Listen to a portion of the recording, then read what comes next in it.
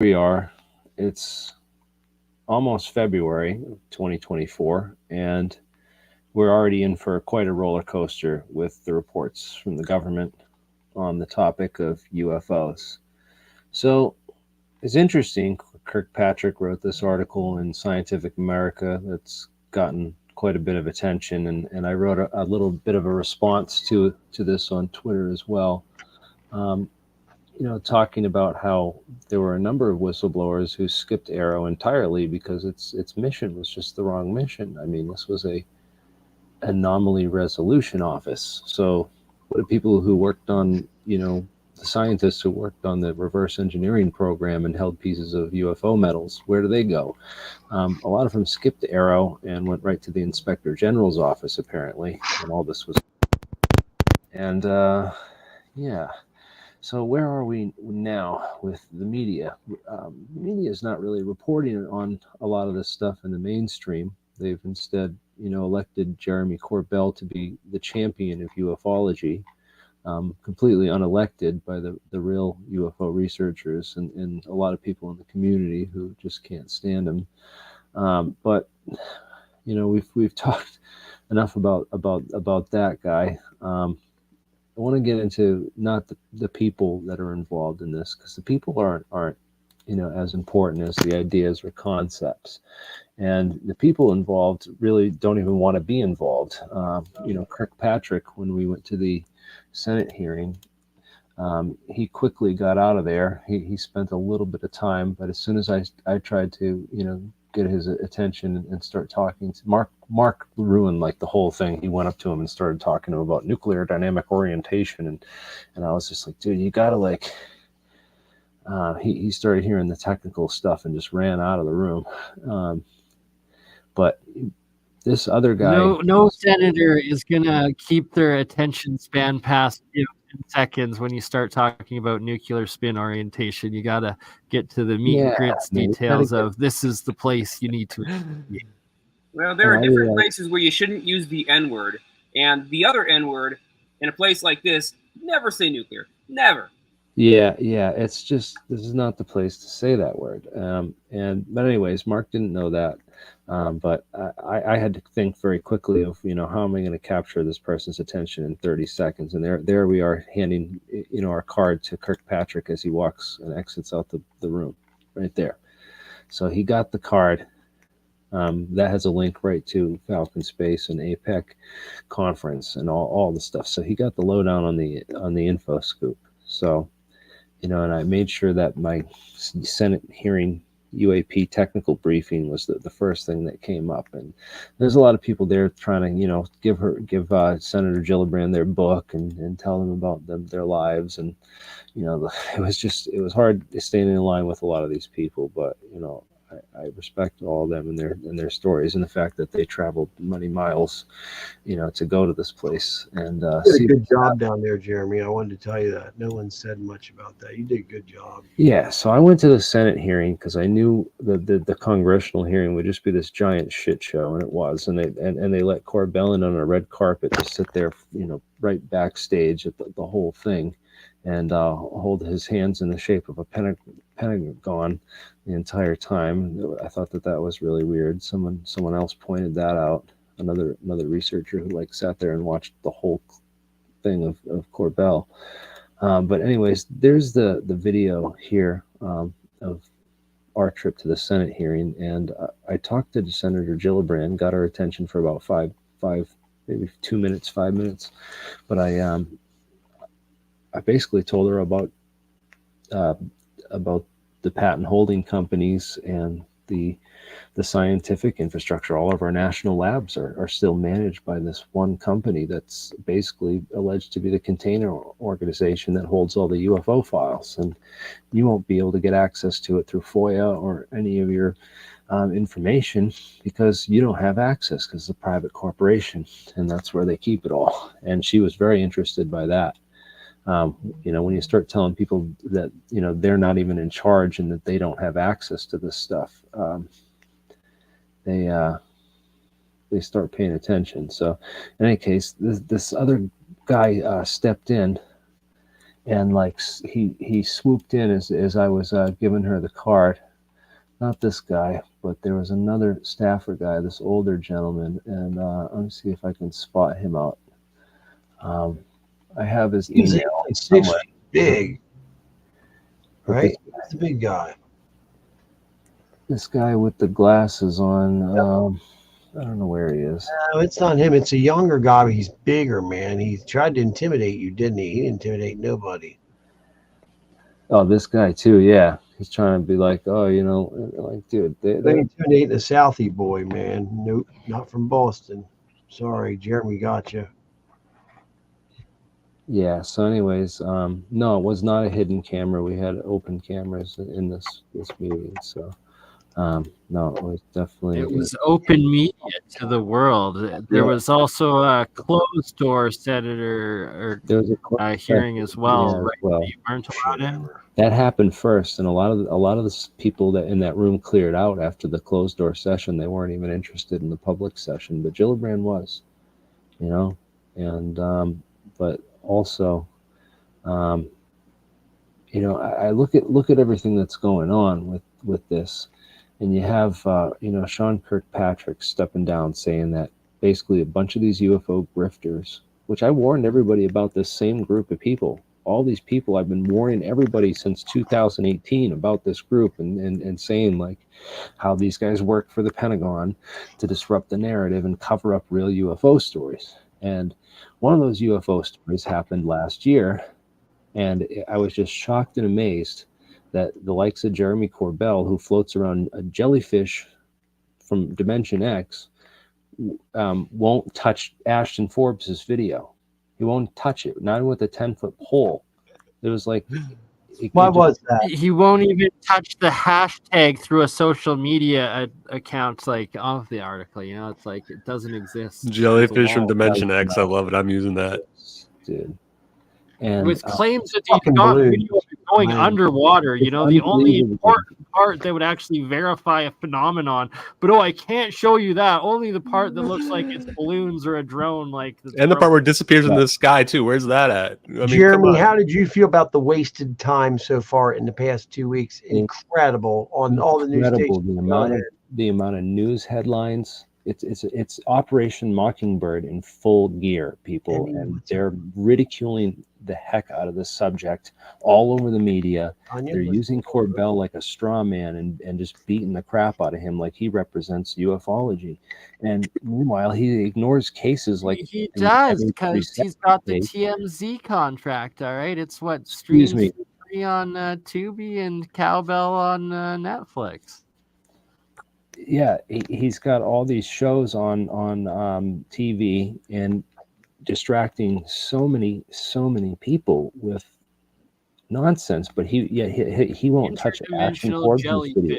Why? Because it leads to the Espers, the infrared, space-based infrared satellite system that they had to film this thing with. That's a real system.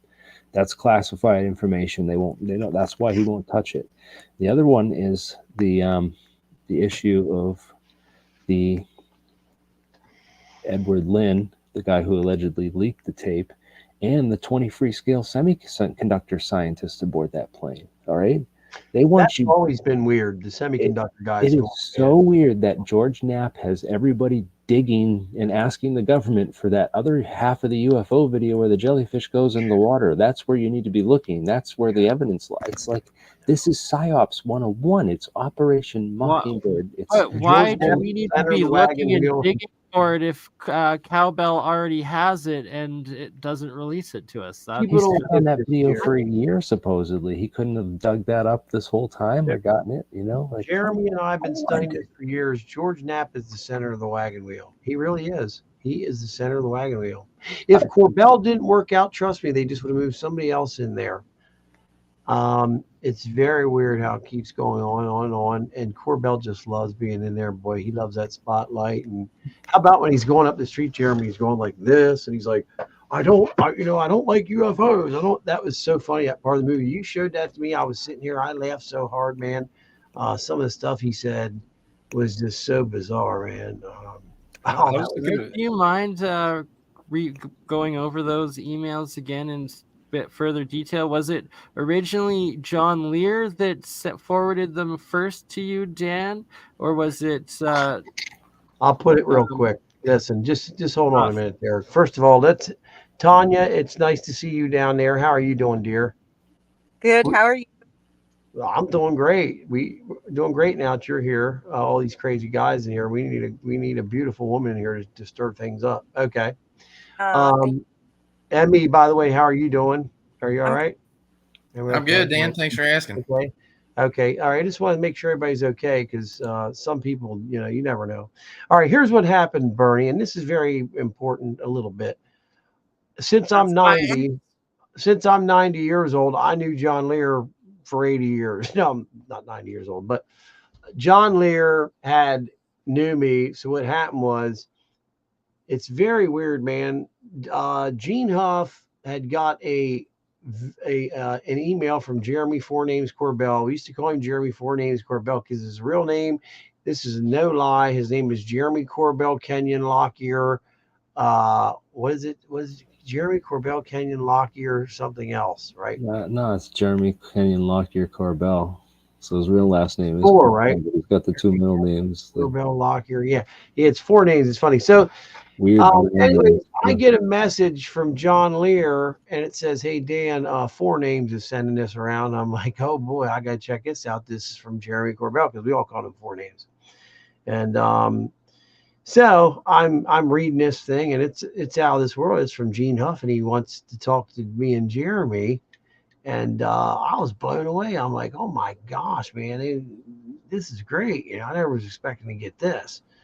And man, we get a hold of Gene Huff and he starts talking and we read that damn thing where he is trashing us and saying, "Hey, it's mainly about Jeremy. Jeremy's filled with hatred and he runs around with this hoodlum, Dan Bankert. Sometimes he's talking about me. I'm a hoodlum and stuff.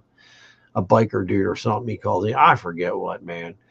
And I was just like, this is crazy. So anyways, read it and then sit it down the next day, open it up, read it again because it just had to go over it. So anyways, man, yes, Four Names got us involved in this a long time ago, threatened his life. I don't think my life was threatened, was it, Jeremy?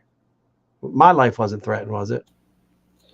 Well, I remember one time you called me with you said the guys in the black SUV that chased you inside. You had to stick your head inside the freezer at the grocery store. Oh yeah, that is a absolute true story, and I believe that was the I think that was Air Force intelligence, like a Richard Doty type thing that was going on. They were very tall and shit. That was so weird. That to this day I have no idea who did that to me. But anyways, no. What I was talking about was this attack. They threatened. I mean, Corbell threatened like you, didn't he? He said something like he wanted to do something. Yeah, do you mind bringing it up, Jeremy, and rereading it for us? I believe it stated that it was from Jeremy Corbell to Bob Lazar, telling Bob Lazar that when he sees what Jeremy Reese has documented against Lazar, he is going to want to physically kill Jeremy, as if it's like notifying him that he's probably going to want to kill you. Because I would have went out there and on my bike and beat the crap out of all of them. But go ahead, Jeremy. Yeah, he said he wanted to physically. He makes me want to physically kill me, and that. I shared that email on Twitter, and you know what? It is what it is. I don't like. Yeah, he did. You gotta understand something, dude. He's got a whole backstory, man. We went over it in that whole. Don't start sharing his emails every night, man. He'll get pissed off. But okay, let's just talk about this real quick. So that's what happened. Do you understand what happened there, Tanya? Because you came in a little late. Emmy, do you understand what's going on? These people. Oh yeah, I'm fully tuned into this. I know. Genitolic. I'm not sure what that means. That's a pretty cool name, a genitolic. Does that mean your girlfriend's name's Jenna? Okay. I don't know. I'm looking at that, but anyways, yeah. So that's what happened, Bernie. And so anyways, we go from there. John Lear calls me on the telephone. I shit you not. I still have voicemails from John Lear on this phone. I can play for you. Ask Jeremy. Calls me on the telephone and says, "Hey man, Corbell's mad at you. I hate Corbell. your name came up. I'm like, my name came up. He goes, check your emails. Because I check my emails like once a month. Emails, old shit. I don't mess with that. I get on email and there's a thing on there, man. This is from like 2021, somewhere around there. It's, I was like, wow, I can't believe this. I thought Lear was losing it because Lear sometimes was losing his mind at that point. So anyways, yeah, I get on there and it's Jeremy Corbell talking shit about him and I get a hold of him right away. I'm like, you're not going to believe this. Who cares about what Corbell says? Gene Huff wants to talk to us, man. And he's like, bullshit. I'm like, I'm serious. Because I said his email is genehuff@cox.net. I'll never forget, right? Like, yeah. Gene realized that, like, I was a scientist who was really doing a lot to try to figure out the science. And then we had really good questions about the Lazar story. And he's like, wow, you guys have really done your research on this case. And he was impressed. So, and you know, I guess Gene Huff absolutely hates Jeremy Corbell. So that's the whole reason he talked to us, because Jeremy sent that email telling him not to talk to us. So he's like, "Whoa, who are these guys?" So he was so blown away that Jeremy Corbell just moved on to John Lear's couch. Listen to this: not for 6 months, not for 12 months, not for 2 years, 5 years. He moved on to John's couch, lived on John Lear's couch for 5 freaking years, man. I'm not sure about y'all, but I'm not living on anybody's couch. So he said I'm doing something with my life, man. I'm changing shit, you know. He claimed that he did 9 years of research before he made the Bob Lazar flying saucer. Yeah, that was a fucking lie, because so man, 5 of those sleeping on John's couch. Half true, but it's really John Lear's story, and but it's not true, Bernie. Listen, you don't understand something. I ran the Living fucking Moon. Livingmoon.com is a forum, okay, with all these guys. Zorgon, which was Ron Schmidt, he died. John Lear, we were all on there. We were moderators, everything. We all used to talk shit. I knew the inner circle like you wouldn't believe. Okay, ask Jeremy. I know him. I can get it on there. Listen to this. We hadn't had that forum running for 9 damn years, and 4 names didn't come around till about 2012, until I start hearing this guy named 4 names is obnoxious and all that shit. And here's what happened. One night at 2014, 2015-ish, they said, just message John's messenger and see what comes back. I'm like, okay, on a Friday night, I'm sitting here. I think I was putting a couple beers back in the day. And I messaged John Lear's messenger, and all of a sudden, immediately, it takes him like 3 days to answer, right? And there's this answer come back, don't make a damn bit of sense when it comes to John Lear, because I knew John Lear, and the way he would talk to me had nothing to do with the way that fucking thing was answered, right? I'm like, this is weird, man. So I kept messaging. I'm like, to the guys, I said, hey, man, is that his daughter doing that? What's going on? Did she lose it or what? No, it's this guy living on his couch named 4 names. I'm like, dude, why are they calling him 4 names? They're like, he's got 4 damn names. And I'm like, oh, boy, man. So that is about the week when the guys all started bitching and said, we need to get 4 names off his couch. And he refused to leave. So we basically started making phone calls and stuff like that. And when he found out there was 5 or 6 of us who were going to come down to John's house and physically throw his ass out, even though he did martial arts, he started getting nervous and shit. We were pissed off. And he intended on selling John's house, didn't he, Jeremy? He was going to sell John's house, remember? It was ridiculous what he was going to do, man. But yeah, he's a fucking jerk. I'm sorry. He was just, the way he acted was terrible. I tried to message him, and he would message me back, and I'm like, you're not John Lear, man. I said, I've known John for a long time. He doesn't even talk like this. And yeah. When did he film that Immaculate Deception tape about John? It's like a 20-minute video. I've tried looking 20-minute video. Try if he put it together, it'd be 20 or 30 hours minimum, and that's edited. Yeah. He did that video from, I would say, 11 until probably 15, something like that, filming him at night all the time. John was so sick of having the camera in his face that he started going nuts and shit. He's like, I want that guy out of my damn house, man. And John, we all know John popped pills and shit like that, party and shit. So they finally got him out of there. And, you know, they had him to the point where, you know, John was getting ride homes and all that stuff. It was very bizarre, dude. They got Corbell out of there finally, and it took a long time. I think it took 5 years, man. But that was his ticket to meet Bob Lazar, and that was his ticket to meet George Knapp and get in on where he like. He even admits it too, doesn't he? Doesn't he kind of admit it in that stupid movie they're making about him on the? So then, what happened with George Knapp after the Bob Lazar thing back in the 80s? Because George Knapp took a nap. No, George Knapp. The U.S. government picked him to be the guy to release all of the USSR's UFO files to the American public. That's a weird story, because how did they get the picture of Papoose Lake where the fake base was, where Bob Lazar had the alien spaceships? Guess what? Russia just handed them over because, you know, they were doing this work with Russia. Remember, that was such shit. They got them pictures. They paid 10 grand for them. John Farhat paid for them.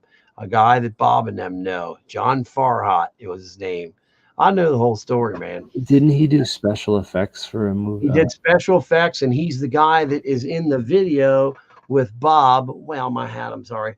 With Bob, when Bob, it's crazy. Bob is showing off his Corvette car, and they're filming it. And they're trying to say that it runs strictly off hydrogen that he just made out of his own gasoline and stuff like that. And it still cost him how many more a gallon to run off gasoline, because he had to buy the gas to convert it into hydrogen. But yeah, that was John Farhat, and he did the special effects for Forrest Gump. Yeah, he's really good with special effects. Bob's not, but that whole thing was just crazy, man. I got involved in this so long ago, 2002. I was very young when I got involved in this, and I can't believe how old I am right now. I'm still involved in it. I'm just like, it's unbelievable. The only thing that's changed is Edgar Fouché's dead, and John Lear's dead, and Zorgon Ron Schmidt's dead. Yeah. Zorgon ran the Living Moon for him, right? Yeah, Zorgon was great, man. He was very smart. He was a Freemason and stuff, and he was really cool. He was a Knights Templar, I'm sorry. He was really cool, and I'm the one that told him to go to the hospital. He was not feeling good. Went to the hospital, called me on the phone. He got back. Hey, I just went to the hospital. I got a phone call the next day, and it was his daughter. She said, hey, I knew you kept tabs on my dad. I found my dad dead on the floor last night. That's sad. All these people died. It sucks. Gene Huff's getting old, you know, and Gene Huff is going to rattle on all these guys at the Bob Lazar stories a bunch of shit one day, man. Did the spoofs just take Alien out or Jeremy out? Where'd he go? I don't know. Jeremy. There he's back. He's back. Ooh, you okay? I'm worried about you. I'm checking out other stuff back. Gene Huff was asking us to go out and set off a firework with John Lear's ashes in it. Oh yeah, that's what he wanted us to do. Does any of you people live in Vegas out there? Is anybody from Vegas? Any of you? No one? I guess I've been out there a lot though. Tanya, you're not near Vegas or anywhere? No. 3 hours away, maybe. Oh, okay. Area 51 by Reno. We can't say anything now. I'm just kidding. Emmy, you're not near Vegas. Where are you at? I'm right by Wright Pat Air Base. Oh, that's I'm right. nowhere near Vegas. Me. You live near me. Oh, we're fucked. You live near me. You live a pool. Yeah, we know where you live. You live in a pool near Livers. That'd be like 4 a.m. in London right now. Yeah, I would like to do that thing with John Lear's ashes, but maybe we should put them like in a bowl or something and smoke them. I don't know. Maybe that would be better off. Just kidding. Lear was quite the party animal. If anybody would like to ask some questions about the days with the John Lear stuff. Oh, and you know, the whole thing with Bob Lazar and them, there's a real crazy part of this story. The Bob Lazar brothel. I know a little bit about it. I know some stories about the Bob Bizarre brothel. Bob was a pimp daddy from Cincinnati. I shit you not. He had a brothel. And is it legal in that state though? No, there's no legal brothel. And how many places do you know in the United States you got whorehouses, man? Come on. Rhode Island. They're not all do you? Well, the day I have to go do something like that, I'm in trouble. Okay. But I am getting older though, so maybe who knows. But let's what we're gonna say. I'm laughing and shit. It was legal. It was like here in Las Vegas were the only two places in the country that were legal prostitution. It's because of the mob. Okay.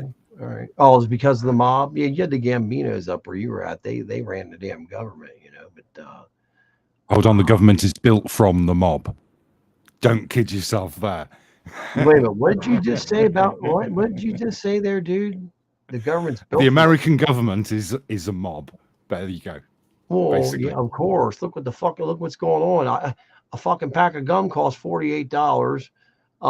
Gas, you have to take a loan out to get gas. Like, and you go get gas and shit. There's a guy alone. There's a guy sitting there and shit. You know, you fill a loan slip out and shit to get gas now, dude. It's so expensive. You have to you take a loan out to get, you know, did you know that? Master Ion, did you know that shit? It's just Mr. Ian.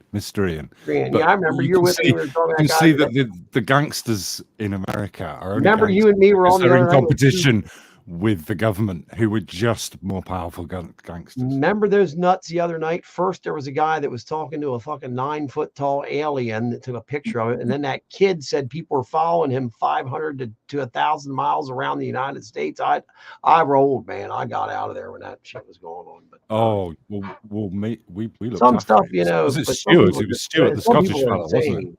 Yeah, are you talking about Ben? JW, and I didn't. Oh yeah, Nim Jim. I put his description into AI and got it to produce AI pictures of JW as he was telling us the story, and then putting them up on the page, and it was shutting him up, mate. It was really, it was illustrating what he was saying didn't make sense. This guy, right, said, "Hello, how everybody's doing?" This is all he said, and it was a group like us. He would not let any of us talk. It was incredible how he took over, like he was an alien. How about Jeremy got pissed and left, and it was his show. He had SpongeBob or whatever you want to call it, or Page Bob hairstyle. It went down like this and it curled up, but that wasn't his hair. It was a picture of him, because he said that right there's an 8-foot tall alien that I took a picture of. He goes, that I've known for 30 years. He said, and that alien, what did he say? That alien I still talk to this day. And I'm sitting there listening to this, and I'm like, wow, this is a fascinating story. But then you just realize it starts to really fall apart, and you start asking questions and shit. The guy was so full of shit. I had a guy that had me going for a little while. He emailed me, and he said that he had found some missing book from the Bible through his scriptures research, and that it was a book, How to Summon Aliens. And I'm going to find a picture of him for her. And he sent it to me with all these things. You have to like lay out the burning ropes and stuff, and like, oh my god! And then he says then he started telling me he went to the Vatican, and they started trying to set it up there in the middle of the plaza, and they all got arrested by the Vatican police. What was his name again? Swim Jim? Or what? Trying to summon an angel or demon trans-dimensional entity like the Mormons or John Dee or who else has done that through history? Can someone tell me what his name was? Crowley did it. Crowley did it with another bloke locked into a room, and apparently when they opened the room, was it Slim Jim? Crowley was in a corner shaking. Bro, what was his name? It was Slim Jim, or what was it, man? It was Bim Jim. I put it in the chat.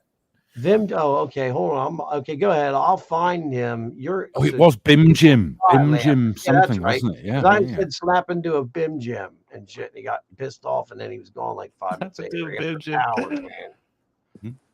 Oh, here's the picture of him. Anybody wants to see it? Listen, anybody wants to laugh. This was him, and he swore this was an 8-foot tall alien with a mask on.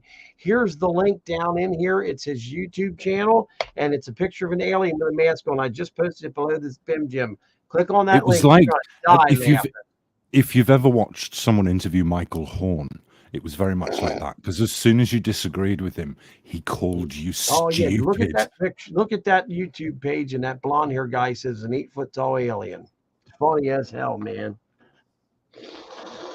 Why is everybody so obsessed with aliens and crafts? Like, shouldn't it be about like the science that would change the world? Like, that's something that bugs me out about all these UFO celebrities and everything. It's like that's what gets the attention. Yes. But are you joking, Ashton? You're the one that has the fucking MH370 channel. How could you bitch about other people are bitching about it or talking about aliens? Oh my God, you're on every night. It's not that I'm against the idea of aliens. It's just it seems so inconsequential to my life. It's like, sure, if they're out there, are they going to come down and give me a new job? Are they going to gas prices go down? Like, what will change our reality is if we have different sources of energy. We don't need gas anymore, right? Like to your point before.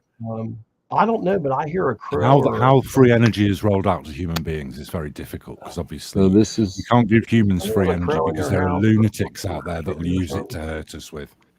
Exactly. I like you. And flying cars. The 9/11 incident proved that's why we can't have flying cars, because everyone would fly them into buildings.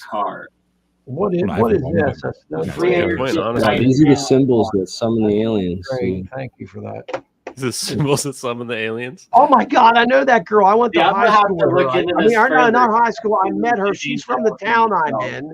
That sentence to Beth, I shit you not. Listen, me and her met on here. She literally lives in the town I live in, and Bernie shows from Canada. That is crazy, dude.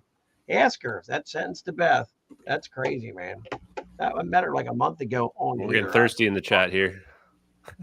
I see some good stuff in the chat, but there's stuff going on. Yeah, this is the crazy stuff I get sent, dude. It's pretty nuts. Where is this show at? I don't even know what this show's called. Let me see. Ask him if he's ever. What are they calling that? The book of Bernie. Hi, Bernie. Love you. It's being called the Book of Aliens or something. Oh, look at her ignoring me. Hey, sense to Beth. Oh, hi, Sollar. I live here, Sollar. There's apparently the Book of Wars, which was taken out of the Bible. The Book of Wars. We're not allowed to see that. Where's that other girl at? Well, how about the Book of Wars by Smedley Butler? Yeah. Tanya, what is Tanya's name? Tanya That's the good one. Schneider. I like the name. What do you do, Tanya? Tell us a story. Have you seen aliens and stuff? I've seen some pretty crazy stuff, but right now I have a really big meteorite. That, do you? Yeah. And I wanted to see if you wanted any of that material, Jeremy. Oh yeah, I'll take some of it because I'm on my way right with now. Telescope, Tanya. That stuff's worth money, if you can catch. Yeah, I know, but to who? Because I can't sell any of it right now. Depends on which way, I don't know. I just get shot down everywhere I go. But I have test results and good.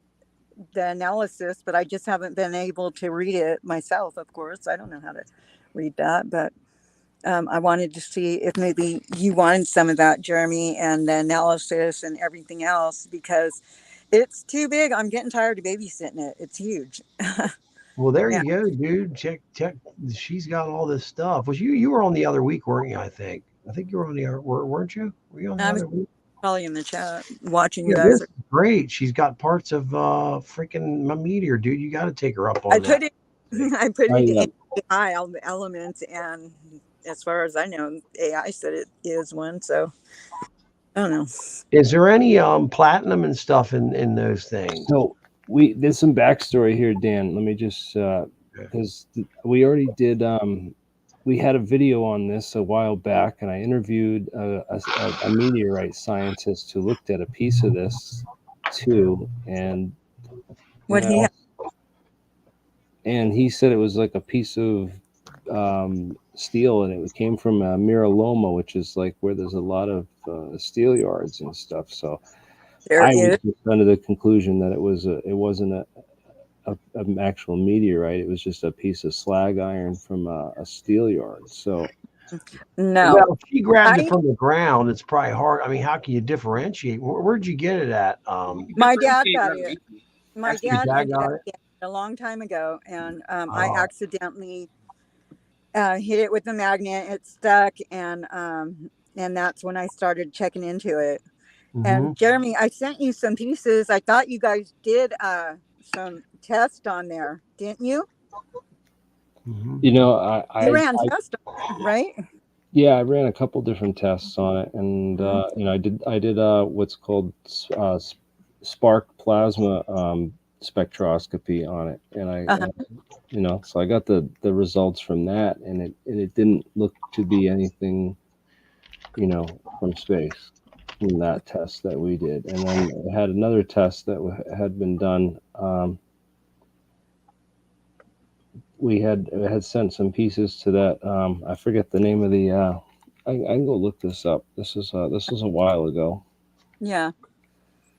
But you haven't. You've sent it to. You've gone to other scientists who are experts in meteors, right? And you've. No, I didn't. I actually didn't. I had it tested up in San Jose, and it came back with they couldn't give me a direct answer because pretty fucking good. There was properties in there that were unrecognizable. That they didn't know what they were. So I mean, I have the analysis from it, but like I said, I can't read it. But unrecognizable stuff myself. Is there any way you could take a good quality picture of it, email it so that we could all take a look? Because we've got people here. Yeah, I have some of the pictures that you sent me from a couple of years back. Pictures would be analysis. I'm assuming you have a printed copy or you have a digital copy. Of course, I could do that. Where do you want me to email it? Jeremy, you want to just send it to you? We can pop them up on the screen. Because here's the big thing about meteorites, it's very difficult to tell just from metallurgical analysis to identify the elements. You can't simply tell by looking at what metals are in there. What you can do is look at the crystalline structure. See, there's a particular structure that we cannot make on Earth. It's a it's a triangular type of three-dimensional sort of hexagon point crystal, and it only forms in 0G. You cannot make it on Earth because of the gravitational field gradient. So if that crystalline structure is inside there, we know for sure it came from space. I know that there was a metallurgist that Bob Barish was talking to that said it came from Mars. So that it was a Mars meteorite. I never sent you that picture, did I, Jeremy? I know. The other thing too to look for in non-terrestrial objects is the isotope ratio. It doesn't matter if it's 100% iron, because iron on Earth is going to have a certain spin isotope abundance ratio of its odd nucleon spins, and so if that ratio isn't the same as our earthly iron, then it indicates it's from somewhere else. And that works even if you lose the crystal structure and melt it down, you still have that isotope. For argument's sake, so it's the isotope, it's not just the spin. So, for instance, if there was a high altitude plane explosion and metal was melted on the plane, which was spun off, as it's molten and spun, would that not create a similar? If the metal was molten and it dropped to Earth, it could create the same crystalline structure, but it would still be made only of the abundance ratios of, say, like, I have to look at the chart to figure out what the abundance of iron is, but some materials have 100% odd nucleons, meaning that there are more, in the nucleus, there are more neutrons than protons or less neutrons than protons. Generally, elements, they're balanced, but a lot of elements have a percentage of their content of their mass that has an extra neutron or a lack of neutron. And so we have a pretty good idea about what materials are on Earth. Say, if our iron is 98% one isotope and 2% the other, just as an example, that's not what it is. If we get something from space and say it's like 40% one isotope and 60% the other, that's not going to be from Earth. Unless, of course, it was concentrated from materials on Earth. But that's not something that you can do with any of today's technology. You would have to have something that could literally sift out to same mass materials and isolate just the nucleons that were different. We don't have a way to do that yet. Welcome, Tim. Hey, are we talking about UFOs? I heard nucleons. I think you're letting Pop drag you off on a tangent again. I do have a tendency for that. Yeah, let's. Welcome to all you guys. How are you all doing tonight? Is there in the morning here? Better now. Are there new congressional hearings or are we just talking about the ones that have already kind of come? Yeah, we're discussing the ones that already have come, and we're projecting and aiming what we want the next ones to be. And that instead of it being George Knapp and Jeremy Cowbell, we got Tim Ventura and Jeremy Reese there doing the actual reporting, right? Yes, Tim Ventura is my mentor in anti-gravityology.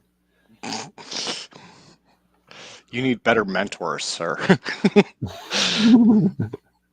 I want conspiracy hearings into the technology. Isn't that better than alien bodies? Well, it's interesting thing is that Kirkpatrick said that most of the stuff is classified programs, and he didn't think any of it was aliens. He said most of the stuff looks like classified programs, which, again, Arrow did not have Title 50 authority, which means they didn't have access to like NRO or CIA projects or any of that stuff. And I'm sure there's people like me and others that approach them and were like, hey, there's this project going on, there's this project going on, there's this project, you got to look into this stuff. And he realized, very quickly that, there's crazy technologies. There's trillions of dollars missing from the American budget, and nobody knows where it went. So like the technologies that we have out there are, probably more responsible for what's flying around in our skies than aliens. The people saying it's aliens so that they can get another TV show on TMZ or whatnot. Dude, let me tell you something, Jeremy. That shit's all jumped the shark. People are not looking into the TV shows or any of that shit anymore. You didn't notice that? Doesn't look like it to me, man. Well, they're grifting it. They're grifting it like in the same fashion as like TMZ, Netflix sort of thing. It's the same individuals, the same faces that have only ever been allowed to bring the story in, that they're claiming they're bringing the truth, when in fact it's like, oh, look, I'm Lou Elizondo, I'm an actual intelligence agent for the, well, he ruined himself by saying all that dumb shit, man. Right? Then you think Lou ruined himself, right? I mean, well, so Sean Kirkpatrick he left Arrow in December, right? I think, and so then I think is Kathleen Hicks. I think she is the interim in charge. Or wait, there's somebody was appointed to take his place, weren't they? Yeah. You're right, Tim. I hate to say this, I don't follow that stuff because that stuff is just such a bunch of crap. But yeah, somebody did. Yeah, and I forgot. I believe it was like the second in charge of the organization temporarily was promoted, and they're taking it. It's always something going. I think it was Johnny. Wait, is that Aiden? Oh, that is Aiden. Yeah, it is. Yeah. He went with us. Oh, that's the one from last summer. Okay. Oh, look, his hair's all pulled back and shit. That is him. I think Johnny Depp is taking the field over in here. Oh, and there's Jeremy right there. This is last summer. Yeah. That actually went really good, Jeremy, because you thought they were going to come tackle you and stuff. Remember that? I was like, dude, you're all right, man. You had to piss real bad too, didn't you? I wish I was dressed like in a suit and tie, and I wish that I had a better cameraman. In 2024, you will be, and this year you'll be back. And what's the main company that you told the senator that he needs to look into that has all of like the nanomaterial? I know what he said. Yeah. He told me to go to Wright Patterson. Wait a minute. He said go to. You told him what school to go to. That school, Jeremy. It's right next to Wright Patterson. What's it called? You're always talking about it. This is the one. Hold on. Never mind. You know what I'm talking about. You're not talking about Battelle Memorial, are you? Battelle, he said, and that guy looked at him weird when he said that. Exactly. Because Jeremy, his favorite word was Battelle for like 6 months, man. I'm interested if there's links between Battelle and Diego Garcia contracts, potentially Battelle and Antarctica contracts, as well as Battelle and Hawaii potential contracts. Jeremy really hit it out of the park with this presentation, didn't he? I mean, this is big. Like, this is awesome, but it's like big. There's like heft to this. Oh, okay. You mean when he was down there? Okay. I didn't know what was going on. No. This is the one I put together for the Senate Intelligence Select Committee on Intelligence, where I said, we're going to, because part of the big thing is how do we brief our senators on what's going on, because we have guys like Dan Warren who went down. I don't know how he did this, because I've called my senators up. I got to call them more. They were waiting for you to come in, dude. I'm serious. I just got to keep calling them and bugging them and be like, look, we need to set up a meeting, because, Dan Warren can get in there and go to this senator and get him on the map, do an hour-long interview with him. Man, why can't I go in there I'll have a pile of documents. I'll have this whole presentation printed out in a pile of documents where just everything is there for them and all the sources, and I'd have to print out 1,000 papers too to give them the whole drive and the whole. You're right, man. Everything, but man, could you imagine me going to my local congressman or senator and dropping off a package and doing an hour-long briefing discussion with them? A package. What if you save it as a PDF? Or if you can load an hour video that they can stream through Tubi that pops up next to the stupid TMZ as an actual, SITREP pack video for them, right? Like, there you go. Check BurnEye out. Something's up there. He's got it. I would do PDF. That's the safest for distribution, right? PDF is the standard. I'm sure it is. Email distributable. What do you do, my friend from Ireland over there? I haven't heard any much from you tonight. Normally you're filled with answers. What do you do? Do you PDF or do you fucking throw it, or what do you do, bud? Over there in Ireland. PDF's the way to. Who's in Ireland? What's his name over there? I can't see his name now. I know it. He's probably mad at me because I fucked his name. He's not from Ireland, I bet you. I can't see it anymore. My British friend Ian. Who? Yeah, Me? Ian. I thought he was from Ireland, man. I'm sorry. What? I think they do PDFs in Ireland. I'm not from Ireland, to be sure. Sorry about that. What's that? I knew I fucked up. I'm sorry. What happened now? You haven't fucked up. You're right, mate. You don't have to answer me, dude. I insulted you. I apologize. No, you didn't. Sentence to Beth out there knows I don't sleep much since I had my finger chopped off, and the neighbors and shit tried to shoot me every day with a machine gun. There's a lot of shit going on over here. All that's a lie except chopping my finger off. What were you going to say now? The guy. While we still have you, I'm very interested in your guys' experiences with John Lear, with Gene Huff, and because in the emails you read before, it was Gene Huff that he was excited, was it, of the guy that was building the 3D Area 51? So it's like, does he believe this is true as well, or who was the original guy? And the 3D Area 51 thing is a guy named Luigi. You can look his Facebook or YouTube channel up right now. I'm not kidding you. With Bob Lazar. If you type in Bob Lazar, and I'm pretty sure his name's Luigi, they've got over $1 million just to the website alone. And they're creating a 3D, if you will, with goggles and shit, S4 that you walk in there and stuff like that.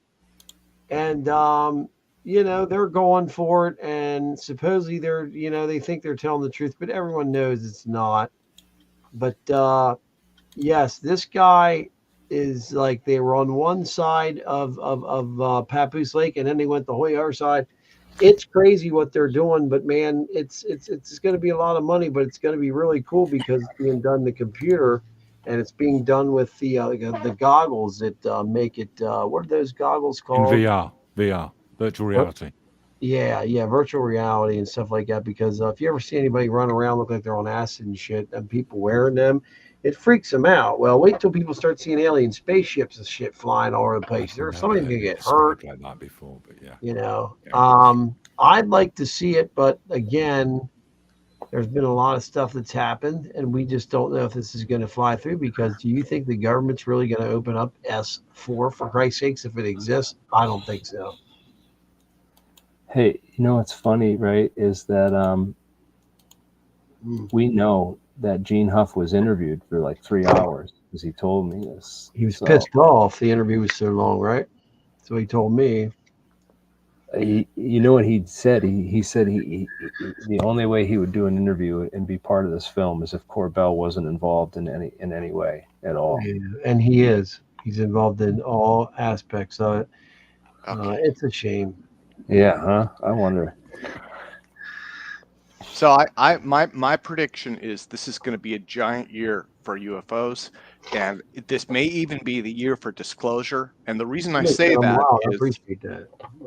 well, so what I've kind of noticed, right, is we seem to have some kind of a something every 3 or 4 months. It seems like, you know, and so this last one was the UAP, the NDAA 2024. Testicles, we don't know. They're gonna shoot an extra testicle down during the Super Bowl, and here's the thing, dude. It's all turning into cartoonish like shit, and nothing is going to be real. I honestly believe the sons of bitches are going to have a ride down at Disney World here soon. Probably. Well, okay, but I think that's what they're shooting for, dude. The guy spent $1 million. Luigi spent $1 million of his own damn money down there. You know how much meth and shit he could have bought? He could have had a hell of a I would be down for Disneyland transportation.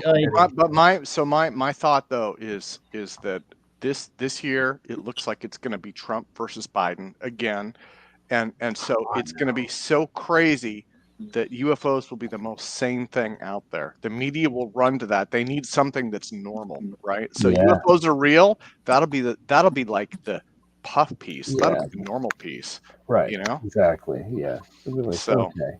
Because this year is going to be freaking weird. Yeah, it's already gotten weird, and it's gotten weird. Jellyfish UFOs. I mean, come on now. I'll say this much.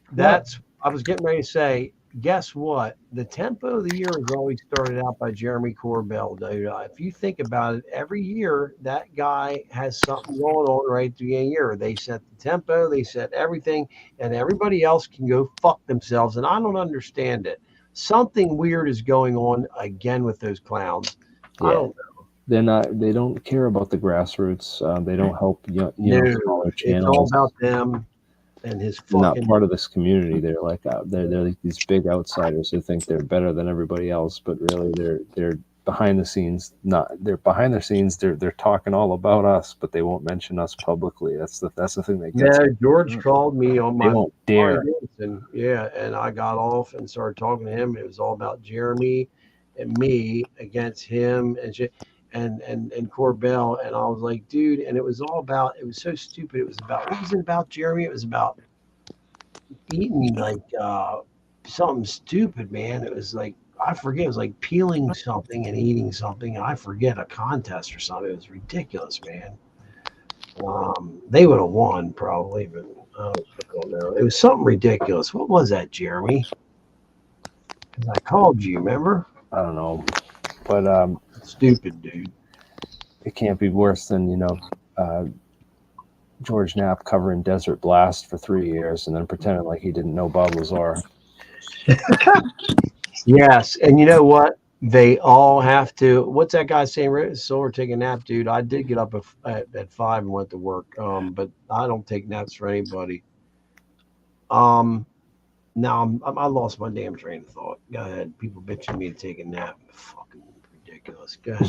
Take a George Knapp, man. No, I get pissed off, Let me ask you something, Richard Wynn, or whatever your name is. Why don't you come in, Dick Wynn, and have a good time. Come on in and talk to us. Lines, we're trying to keep some shit going here. Come on in, Dick Wynn. You can dish it out. You can take some abuse too. Come on. Yeah, you can take some abuse too. Corbell, come on, Dick Wynn. Come on in. So I took a fucking nap earlier. I'll need a nap. That last piece of information you gave Jeremy about George and covering Desert Blast and didn't you knew what was wrong with me. You wouldn't say anything to me like that, man. I have some physical shit going on right now, so yeah, there's some weird stuff going on there, man. Because they saw it was Lear and I was Gene Huff and Bob Lazar, and they were watching There's no John Lear atmosphere out on there. KLAS, getting all the attention, and they were like, holy crap, this UFO stuff. So they were all into it too, man.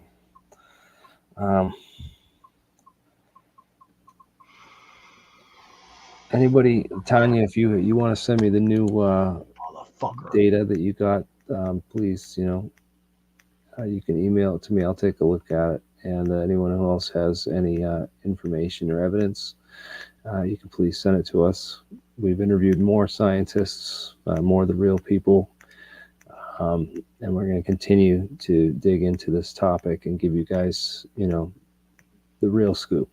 Yeah. And sorry, while I have y'all here, Ashton and Tim, that the work that Ashton has done connecting with Sal Pius, Bob Greenier, Dave Rossi, and all of what they've put forward in regards to the orbs and this technology, and that it's potentially also this Tic Tac drone technology, I would recommend or suggest maybe we can do a full APEC themed with all of those guests and each one with their info on it, possibly. Yeah, maybe. Well, Ashton, do you want to, maybe if you could shoot me kind of an email, let me know, and we could try and pull something together.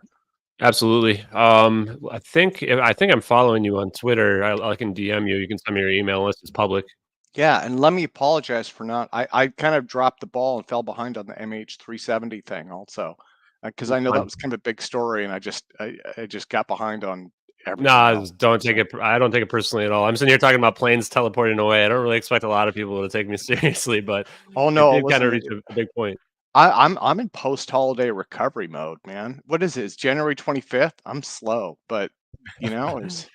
I appreciate you, though, Tim. I've seen a lot of your work, and you do good stuff, man. Well, thank you. Yeah, over the break, like for a lot of, I was just like, because it's so quiet during the holidays, right? So it was like, okay, I'm trying to get this scheduled and that scheduled, and then everybody responds all at once. So for like the last 3 weeks, I've just been like drowning in emails and stuff like that. But there's a lot going on, and I have a feeling. I mean, again, I bet you probably March we'll see, God knows what, but it'll be something. Yeah, I think it's been pretty incredible just connecting with all these scientists, engineers, it's gonna be a portal physicists that I've been talking to about a lot of this stuff, because I've been watching some of these APEC presentations, and I'm going, wow, like it really feels like this technology is just out there, and the public's just completely oblivious to it because everybody's too busy talking about jellyfish aliens and stuff like that. Yeah, it's easy to get distracted. Look at the silly monkey. And I think it's exactly part of the plan for to keep. I mean, it's just this Congress is just a crap show, and these politicians in general, it's to try to keep them corralled in an information quarantine and keep them far away from the realization that, hey, there's trillions of dollars missing from the budget, and every year it's like it's in the billions, and if you don't count the money that they launder through the drug cartels and the banks, the banks launder billions and billions of dollars. They get caught, they pay a couple $100 million fine. It's like a slap on the wrist. It's like the price of doing business, it's called. So Jeremy, we're being massively distracted at the moment. A lot of the rich and the elites have bunkers being built at the moment with a completion date of November 2024, with something called the event happening in early 2025. So lap up all the UFOs you like. Because well, if I was going to take a guess, I mean, I've seen things going both ways, but it looks like war is coming our way. I don't like to say that, but that's they're calling it the event. They're calling it the event, and it might be a freeze off. That's what they're thinking. It's because things are getting. I vote no for nuclear winter. No. Oh, nuclear winter. I'm not saying nuclear, but nuclear winter. Yes, so like 3 days ago, pole flip. How about the pole flip? Well, exactly. Yeah, maybe. Well, it could be something like that. They're calling it the event, and you try googling the event 2025. You just get every single dance event, every club event, and it's so well masked. It's horrible. So it may well be a conspiracy, but it's There's a 6-story building built beneath Denver Airport, and there's tunnels out of there going somewhere. So I know that. It's funny, they make fun of it. I've flown through Denver a lot of times, but I have a quick question for you guys in terms of like, do you guys try to reach out to the congressmen and senators in general? Because I feel like that's an avenue that's untapped, right? As I've seen some of them now, they realize that this topic is something where they can get some publicity. I saw Congressman Burleson. We've seen Burchett out there a lot. Like, so to your point, Jeremy, it's like, how do we get them on board to like realize like, hey, we need to be looking at these black budget projects? Like, I feel like the information's out there to like push that ball forward, but it's just no one's picking it up. I think that my feeling is they're well aware of it. I've tried to reach out to my senators and representatives. The problem is, like, I live in Washington State, and that's not a focus area for them, right? And so it's not that they're against it, it's just that that's not their priority, and they're just kind of like, you get a pat on the head at the most, right? They're like, okay, good boy, go home, we heard your email. But like, now, for people who are in Burchett's district and things like that, that would probably be really valuable because it's a vote of confidence in what he's doing. And I'm sure that people who are in those districts and in those states probably are reaching out. But then my other thought too is, there's a lot going on behind the scenes. And again, last year, I mean, this is just my perception, but David Grush was a shot across the bow. And I don't know what that means, but I know for me, that was pretty mind blowing. It was like we had this UAP narrative and Tic Tacs and Nimitz, and everybody's kind of moving forward. And it's like, it's like, ha ha ha, it could be aliens, but maybe not, and then all of a sudden he put on the clock, like the official clock, that hey, yes, they've shown up. It's actually true. They came throughout history at the nuclear warheads. Like, it's beyond our technology. It's actually really been going on for decades, sort of thing, multi-decades. And I I don't think it was ignored. I think it's, well, government is slow as heck to do anything, but but then, I mean, I have a feeling that more is coming, and and again, just based on what I've seen in the past, it seems like every 3 or 4 months, about once a quarter, we have something. I mean, last year we had the balloon shoot downs earlier in the year. Remember that, with F-16s shooting down Chinese spy balloons, and then more drone-like than any jellyfish balloon that the cowbell put forward, right? Like, why didn't we get a single picture or video of those? One sounding, or a couple sounding, and or maybe, TikTok-like, right? if you're being conspiratorial, right? There people have said there's a disclosure timeline. If we're taking the conspiratorial view, you could look at this and say, okay, they're letting this out at a pace that people can absorb, and that would make sense. I mean, because last year it was definitely a buildup. It was like boom, boom, boom, boom, then drop the bomb, and it's going to take people time for that to kind of sink in. That, or if you're not conspiratorial, you still have a lot of folks out there who, like, in Congress, and people who are pushing on different things. It's going to take time for them to kind of percolate through, right? Like 233 days, 233 days since Grush announced, and still no evidence. So exactly what you're saying there, Tim. Well, and supposedly all of his evidence is there. Then there's this question of who can see it, and that part I don't get. But yeah, I talked to the AARO representative, and the person told me, because we had a conversation, and I asked about the shootdowns in February, and he kind of gave me the same Kirkpatrick line that, it was just balloons or something. And I'm sitting here going, like, I heard the NORAD commander literally say they weren't calling them balloons because they didn't know how they were floating. But so it's just like, I can't tell what the psyops are and who's telling the truth anymore regarding any of this stuff. The cube within the clear balloon sphere. Yeah, that was radio reflectors. Ryan Graves, right? Apparently, radar reflectors. Yeah, it's an existing design. Jack Sarfati said that was also similar to what's called a Visser sphere. So, I don't know. Yeah, Matt But I do think that going after the government in terms of the politicians is a move that, I mean, people in the chat are going, the politicians can't do anything, whatever. But like what they do is they get in front of the media, right? Like we're seeing more and more media attention on it. And I think, you know, even to Tim's point, yes, they kind of like pat you on the head and they send you on your way. But like if you kind of use them against themselves, which is what do? They want to be reelected. They want attention, right? It's like, there you go. We're getting this thing that's starting to get into the public sphere. People are starting to pay attention to it. And you can kind of attack it that way. We're like, hey, you might be able to get a little bit of clout here if you know, make a statement on this, do an interview with somebody who like knows what they're talking about. And then we can guide the discussion away from jellyfish aliens or whatever. That's and the towards like problem. the No science one and knows stuff. what the fuck they're talking about. They just don't. Nobody knows anything. They just don't. The private industry the don't know anything. politicians are Government don't know sponsored. anything. Even the whistleblowers don't know anything anymore. They have to ask fucking questions about what happened 25 years ago. It's ridiculous, man. I don't know where we're headed.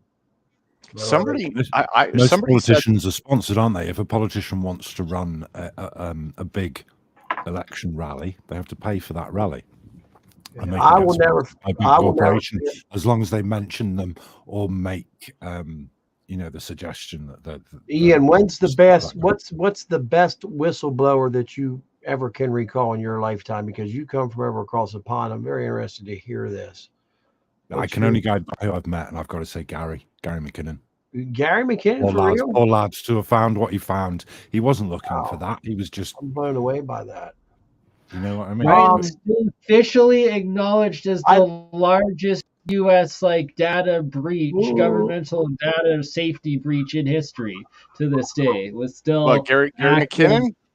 What about that other guy? When they made the movie about, he's living in Russia now. You're talking about Edward Snowden, but one UFOs and the other one is let me just can I ask you a question, Ian? Are you saying that because you met him on the show, or do you really feel that? I mean, be serious. No, I really feel that. I really feel that. I think he's massively undervalued for what he picked up on. And the deal that it's not a glamorous thing, that they're like submarines, basically. It makes sense. It makes sense that if the military, like, look at what happened with the ocean, with the Titanic submarine thing recently. Yeah. The entire world was on the edge of their seats waiting to see whether these guys would live or die. They've only got 13 hours of oxygen. They've only got 7 hours of oxygen. Will we find them in time? Yeah. Can you imagine? You're talking about the guy that sunk in the submarine that didn't sink. Is that what you're talking about? The submarine that exploded, and they pressurized knew it vessels, aren't they? exploded Basically, it's a long Well, tube. I mean, it was them guys were dead for a long time. They lied about it. They Okay, right. So what if we have the same thing happening? What if we have the same thing happening, and it's a covert mission to Mars to check whether the Russians have got a base on Mars, or to check if the Russians have got a base on the moon, or the Chinese, or whoever our competitor is at the time. That's why the space race exists and why we send people up there. But we don't tell the public everything, because if there's some two or three things that guys the public in are some better kind off. of, Did you know that there's some things that the public are better off not knowing? Yeah, exactly. I know some shit that they don't know that surprised me. I'm That's like, what I'm you saying. don't know that? No, don't ever say it. And it's just like, to me, it's no big deal. But there's some things that the government does not allow the public to know. And you know, the dog that got killed in space, was it Laika? Laika, the first. You mean dog. the one that damn that Elon Musk put up in the air? No, the Russian dog, one of the first animals in Laika, space. yeah. Laika, it was called, and she died. So she got up there, everything was fine. They recorded all the dog in space bit, and on the way down, the oxygen failed, and she got toasty on re-entry. They don't replay stuff like that much, so you forget about it. You know what I mean? If that happened today, we would have animal rights protesters up in arms, and there would be no more rockets going up because of woke society. I mean, did they show the thing like burning up and everything? That's awful. It's fur and stuff. I didn't see it. I apologize. I don't know nothing about it. I don't pay any. Listen, I used to watch TV and stuff all the time. I watch the news and stuff. I don't get into the craziness anymore because TV has gotten so awful because the internet's taken over, and there's got to be something better out there. Produce whatever I want to see. I don't need to watch what's being programmed on me. Well, if you have a chick over or something, it helps having a fucking TV, doesn't it? Yeah, if TV if I could add programs. briefly to that, in terms of TV, this for me, this goes back like 20 years, but I'm sure you guys probably remember after September 11th, right? They ran the towers on every news channel over and over and over and over. Yeah, they did. And my my ex-wife and I ended up watching Food Network because that was the only thing that was like peaceful and relaxing, you know. And but I think it's really important stuff. Like again, especially this year with this election cycle coming up and all of the crap that's going to be on TV, like you want to take care of your mental health, right? You don't want to It's just hard, brother. Go ahead. Stop consuming entertainment and start creating entertainment. Tim, you brought something up interesting. I've had a lot of mental health issues ever since the COVID thing went down because so many of my friends just don't even come out of the house anymore. It's like, what do you do, man? What do you do? Are you guys experiencing this stuff? I know Jeremy has had friends that don't come out and stuff anymore. What do you do? I mean, it's crazy, man. You I think have you just to have to get out support. and hike yourself and video call them from the top of the mountain. Be like, "Yo, you got to be here on the next one, right?" No, you've Mountain, got to. you will get shot. Go ahead, Tim. I'm sorry. I think you've got to support. I think you've got to support, emotionally support the people around you. Try and get them engaged. I mean, you know, so I just turned 48, and so I'm middle Damn, you aged look now. good, man. Well, thank you. And but you know, one of the things I'm seeing 52, is bro. We're up there. yeah, and you know, when you get older, right? Like you start to see. I mean, people start I'm getting health 53. issues. Are you 53. not? Oh, You're older you're than me, gone, right? dude. It's all over. So you guys know what I'm talking about. It's like even if you're doing great, the people around you are struggling, and that's something that I'm seeing. And it's like, what can you do? All you can do is try and support them and try and get them engaged because a lot of folks are struggling. They're struggling with depression. They're struggling with medical issues. They're struggling with like cancer and things like that. And you know, I mean, it's like what can we do? All we 2024, we have to make the year of the blue orb and figuring out that plasma that supposedly heals cancer. Let's get It's that all to one do done with in our this society. community. Very Hey, much our Mr. society. If 48 you when you are well, you are living with ease, and when you are not, you are living with dis-ease. You know, Tim, I had a. Is. I'm sorry. Tim, I had a serious accident, and Jeremy will tell you. Last year, dude, I was doing great at my job. I loved it. And last year, dude, the most oddest fucking thing happened. I had a trip scheduled to go on this $10,000 boat ride with this chick I was dating. And on the 9th, I believe it was, of December last year, the 10th, I can't remember, chopped my fucking finger off at work at 10:25 at night, man. And it took this damn thing. I can explain like this. Like if you look at both these fingers, right? Okay, you can't really tell there, but I mean, look how much thicker the other one is. You see that? And you can see how much is missing. It's insane, right? Oh, but they were able to reattach though. It never didn't detach, but Yeah. it was bent up in the air and it was just devastated. Look at this. Guess what? Ask Jeremy. I have what, 30 guitars, Jeremy, at least? Okay. I can't fucking play my guitar anymore because I'm a shredder and stuff like I used to. It just completely destroyed my free time. I went into a bald depression. I wanted to blow my brains out. And I don't want to kill myself anymore, but I'm still suffering from massive depression. I can't do what I used to do with my hands. I'm a fucking mechanic, for Christ's sakes. I'm screwed in so many levels with my left hand, and it just Marshall, when I had my DMT experience, one question that I did ask them, or one bit of information they imparted to me, was that people that commit suicide are chucking themselves in the void, and they really don't like it because the future possibilities that entity creates. You don't know for sure, bro. You don't know for sure. Well, you're guessing, man.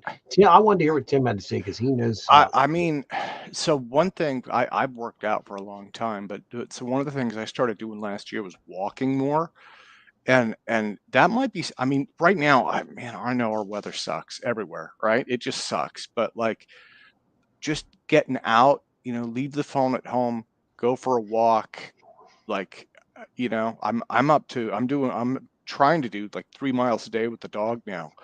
and it helps. It's just that physical activity. It's easy. Anybody can do it. I mean, it's just walking, right? It's not high impact or anything like that.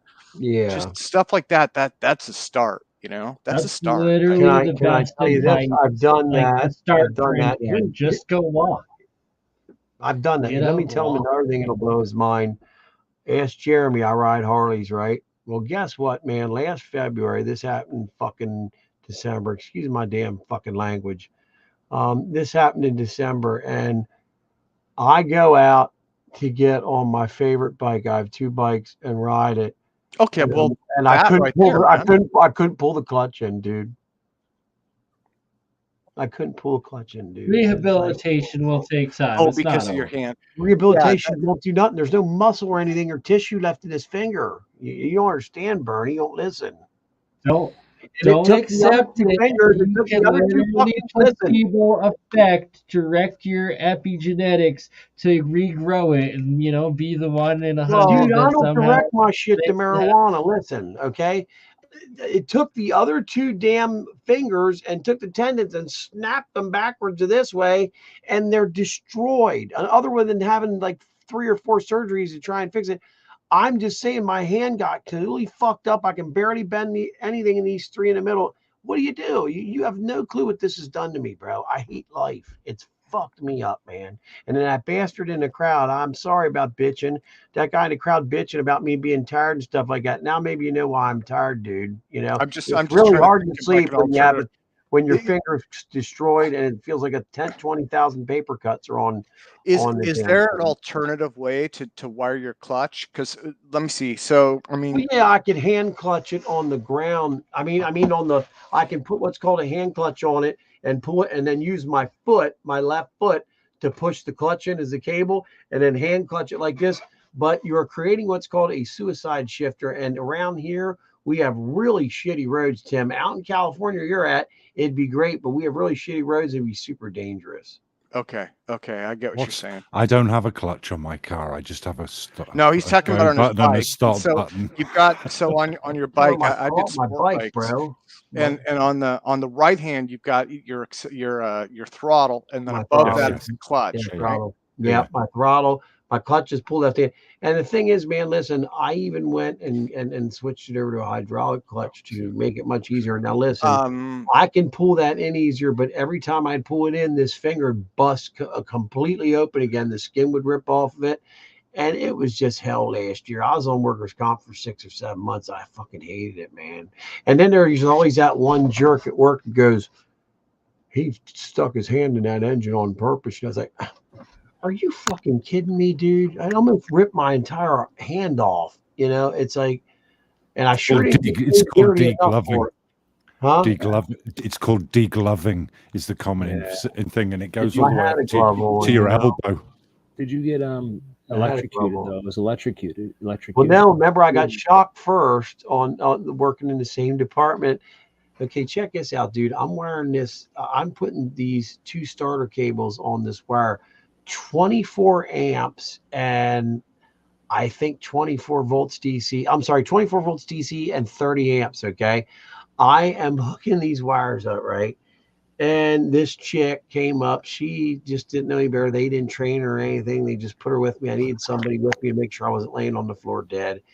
She just comes up and throws these switches, man, and made the damn she turned it hot. Lines hot. And and I had this 3/4 inch, 12-inch ratchet, and I'm tightening the one up, dude. And as soon as it got anywhere near a grounded part, it arced the whole way over and took the socket and turned it into the most incredible shade of neon green you ever seen in your life, and melted it into the engine, dude. And it shot sparks all over me. I still have the shirt. There's 1,000 holes in it, and I still have my pants and stuff. That happened first, and then like 3 months later, I got the other injury with the hand, man. It's unbelievable. And I work for a defense contractor, man. Okay, so walking is good, but wear a safety vest, dude. Safety vest. Well, you know what, man? I used to love walking the treadmill uphill real hardcore. You know, that used to always get me in really good shape. If I was in New York, I'd be running up and down steps. Step running's great for you. We don't have anything like that around here. I'm in PA, man. You know, it's just boring around here. Jeremy's been here. It's right, Jeremy. Be honest. Well, and this time of year, anywhere this time of year. I mean, yeah, man, I'm in the same boat. I hopped in the car earlier tonight. I'm like, I just got to get out of the house. I ended up buying chicken at Costco and Lunchables for the kid. Right, that's my night. Chicken and Lunchables. So, but you know, well, you're 48, right? I'm 52. It's tough getting older. These young cats don't get it, man. It's not easy, guys. Wait, you'll see. Bernie, you'll see. All this shit's a joke. Emmy, you'll be all right. Bernie, I'm about reverse aging and finding, you know, that monoatomic gold that will make us 7,000 years or something. Get the metamaterials. You're still making metamaterials and everything. Listen, here's what I hope for these days, Tim. This is no lie, because remember I knew Ed Fouché real good, and I'll never forget. I met you through Ed. You know what I hope for these days? I just sit here and I just pray that they're gonna. And I say CNN, and you know, you people we all probably hate CNN. I just hope that CNN comes on one day and there's that TR3B just sitting there on this giant tarmac, dude, and it's opened up and Ed's in the damn thing, or somebody, you know, and it just opens up and we'll be like, man, we were right, you know, and that thing's there. I pray for that, but you know what? It kind of seems like we're never gonna see it. It kind of seems like that's where things are going. I don't know. I'm not holding my breath, but that's what happened with the stealth fighters, remember? But they weren't talking about UFOs back then. They were in Parhump, Nevada, and they were out there. They just weren't around here. This year is like a hold your breath year, I think. You know? That hold your breath or hold my between the Blackbird and before, like the Wingcraft one, there was that other one the Blackbird that kind of could fit in like the TR3B. Anywho, Jeremy's saying he's got to get to bed. Sure, it's late for everyone if we want to wrap it up, and my wife is calling me at the point that I have to drive and pick her up from work. So yeah, well, thank you guys for inviting me. It was good. It was good to talk with you again, and thank you for having me on. I should apologize for interrupting Jeremiah earlier. I was just teasing him, and now his blue orb is quiet. No, it's okay. It's okay. I guess I'll just mention this one last thing as another side tangent to prove your point, right, Tim? Where I'm going to squirrel us. So I did just finish the 3D print that Simon made for this very interesting device called the Morton Effect Pulse device, and it's based around the scalar discharge topology of a close parallel plate spherical capacitor that drops its energy in an extraordinary short period of time. We're talking probably less than 1 nanosecond. And then what it does is one side of this capacitor plate is connected to an antenna. So you could never pump, you know, like I'd say 500,000 watts into an antenna beam about 5 inches long. But in this case, it's being done electrostatically. So here we're looking at the effect of what happens when you increase the scalar potential in some unit of space by a insane amount over an incredibly short period of time, and what it will do to epsilon. And we're looking for those propulsive effects. So I just got that part printed. It looks gorgeous. Simon did a fantastic job. And I've got the cup hammered out, the ball with its brazed time terminal, and soon I'll be mounting the antenna and putting this all together. So I'm pretty excited that we're going to maybe have a gravitational pulse device that's way simpler than popping off. Way simpler. Well, you know, and actually, and before we go, that's one of the things that I am seeing, right? Because I'm not actively building stuff, but this is one of the things that I'm seeing, and I'm sure Jeremy Riss is seeing this too, is Jeremiah, not only yourself, but the people who are building things this year, it seems like everything is moving forward, and it's moving forward really rapidly there. And so that's really, again, I'm kind of a bystander, but I'm just like, I love looking at it, right? And so, you know, I just cheerlead you guys. You're doing amazing work, and it's just getting better and better and better and better. So that's really exciting. Well, yeah, one thing I would say, I'll still give you the credit where it's due. You're the best mod that anybody could have ever asked for dealing with these derelicts. People like me that like to squirrel and people like Jack that like to curse, and people that are really, really too quiet or whatnot. You can deal with them all, and you can do it elegantly and professionally, which is certainly a talent that I do not have.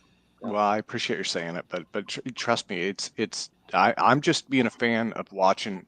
I'm just watching everything that's going on, and it's wonderful. Tim, it is wonderful. Tim, you're not related to Jesse Ventura, are you at all? No, and you know what?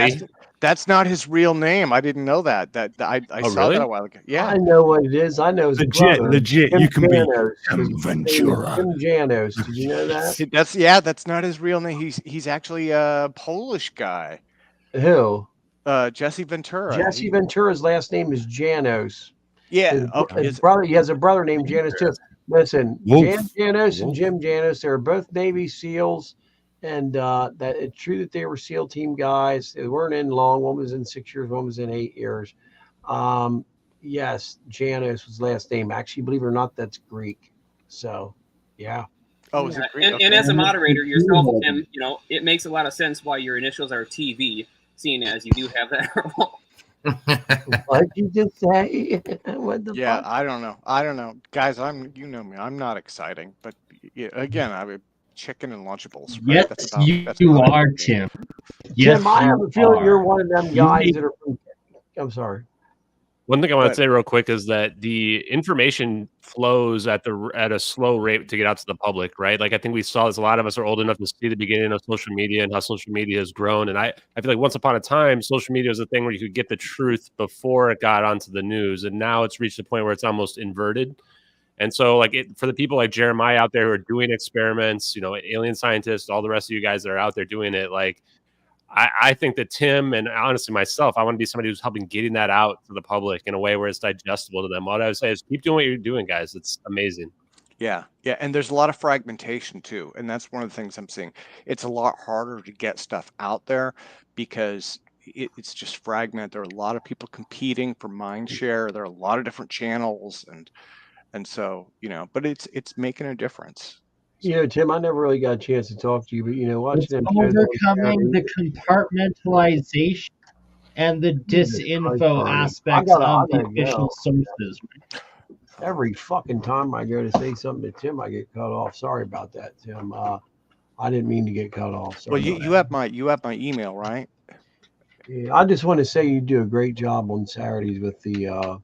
Oh, well, thank you. Because sometimes I don't think you think you're appreciated, and there's a lot of people that watch that, and you don't realize that I sit here a lot and watch it, and it goes on for hours. The APEC, and thanks for doing that. Appreciate that. Thank you. Yeah, and I mean, all I do is play traffic cop. That's it. And that's enough. There's so much going on there. By the end of those conferences, I'm like dead exhausted most of the time. Oh, I can tell. I know when Jeremy's held them, Jeremy will message me like, "Man, they keep me awake or something." It's got to be tough to do that. You guys have a lot going on with that stuff, and you guys are the head of ufology in a certain way, but you're the head of it in the honest way, and that's important, dude. Who wants to be known as the cheater or that's called integrity. Yes, having integrity and stuff. It's like Jeremy, you're doing it the right way. It's going to take a while. But you know what? In the long run, I appreciate you saying that. But yeah. I know Jeremy he's just look at his subscriber base, 120,000 subscribers now. So for me, I'm just trying to get people's message out a little bit, so. If you do talk to a 7-foot tall alien, ask him if they can fix my back, please. We probably have injuries you need fixed. I got something to try. Okay. I don't want to, okay. So I had a buddy and he rides Harleys too. And his girlfriend got him into yoga 6 years ago. And at first he was like, there's no way I'm getting into yoga, right? Because he's kind of like a biker guy. Yeah. But he did it for a couple of months. His back was so locked up he could barely move because he'd had an injury. And I didn't see him for a while. The next time I saw him after that, like he does yoga every day, and he says if he stops doing yoga, it starts to lock up again. But he's like, it cured me. He's like, I quit going to the chiropractor, I quit taking medicine. So I mean, I don't know, right? Like your mileage may vary, but it might be something to look at, and it's basically stretching. So that would make sense why it's helping. It just works out those tendons and stuff. Guys, I got to drop out, but I just want to thank everybody for being here. Tim, I followed you on Twitter. I maybe can reach out to you. And thanks everybody for the chat tonight. And I'd like to get in touch with you, Jeremiah, at some point as well. I'll try to reach out through AlienScientist. Jeremy, appreciate you guys. Everybody, Absolutely. Bernie, have a good night, guys. Thanks. Everybody. Ashton, real quick, thank you for having balls, dude. I mean, you give them people, you don't let them talk down to you and stuff. And you've impressed me because I thought a lot of times them bastards can harass you to the point where you back out, and you didn't let that happen, man. And me and Jeremy have said that. I don't give a fuck if you're wrong. You know why? I like the fight you're in. Okay. Thanks, man. I'm not saying you're wrong. Hey, I'm not some saying people have steel balls. Ashton has 4 orbs of interdimensional makeup. All right, you know. Well, it's a tough life for us guys who are talking about teleportation out there. You know what I'm saying? I agree with what you said early on, Ashton. Like what you said was absolutely critical. Why are we focusing so much on who might be making these things when we should be focusing on how we can utilize what they've made? We should be building this technology. We should be focused on the tech, on the implementation, on how us human beings, us little creatures on this earth, will be building these things. And that was absolutely something that I think is the biggest point of contention for me personally in this community. So many people want to try to delay and defer the focus away from what we can actually do. As Jeremy has said best, actionable intelligence. If it is not actionable, it is worthless. It's entertainment. Appreciate you, Jeremiah. I'm going to try to get in touch with you, buddy. I'll talk to you guys later. Jeremy can send you my number, and by all means. Sounds good, man. Have a good night, everybody. Follow Ashton Frbs on Twitter and YouTube, and also Mysterion on Twitter. And I don't know if you have a YouTube channel as well, but I know I do have, yes. Mr. Eon on. I think Steve's on his way to say hi at the moment, just to. Oh, is there somebody coming in? Come on in, whoever it is. Yeah. Steve's on his way. Be right Guys, back. I'm going to jump off. I appreciate you just letting me sit in here and BS here and there. Have a good night. Much love. Nothing to plug. No. No books. Take care. No. Bring him in, whoever it is. A guy that just wants to hang out and nothing to sell. Bring it That's in. always a good thing, man. Bring whoever it is in. Guys, you can check me out. Real quick, bring him in. Who is it? Steve Cambion. Oh, yeah, bring him in. I used to talk to him. Yeah. Steve's, bring him in. Steve's a good fella. My boss. I'm going to. I know what's up. Bring him in. I don't see him in the background. I actually emailed Steve Cambion earlier. I was planning to shut it down right now, but hey, listen, Steve, I'm sorry. We can do another show another time. And he won't come in. Probably on here backstage after. Is he on his way? You don't want to put that shit behind us, I guess. Oh well. It's all right. We'll have you on another time, and I got to get John Gold on another time coming up soon. So thank you all. Hey, look who it is, Bim Jim. Don't come in, Bim Jim. The things are messed up.